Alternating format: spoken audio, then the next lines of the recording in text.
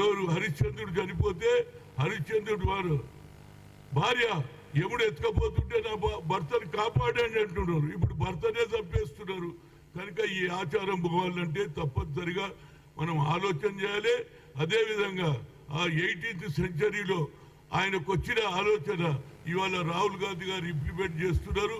బడుగు మొదలైన వర్గాల గురించి సామాజిక న్యాయం జరగాలని మా నాయకుడు కోరుతున్నాడు. కాబట్టి దాన్ని తప్పనిసరిగా మా రాష్ట్రంలో ఇంప్లిమెంట్ చేస్తాం.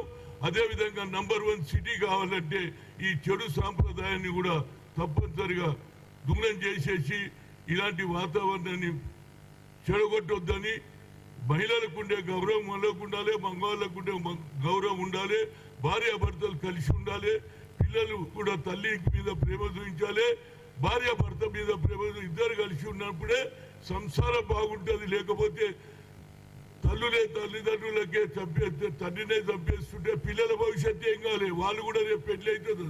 ఇదే విధంగా ఏదైతే లవ్ అఫేర్స్ జరుగుతుందో ఈ లవ్ అఫేర్స్ పక్కకు పెట్టి ఆలోచన చేయండి. మీ లవ్ అఫేర్ తెలియకుంటే కావాలంటే మీరు పెళ్లి చేసుకొని, ఎందుకంటే మీకు వచ్చినటువంటి వయసు సరిపోతుంది కాబట్టి కొట్లాడి చేసుకొని కానీ పెళ్లి చేసుకుంటారు.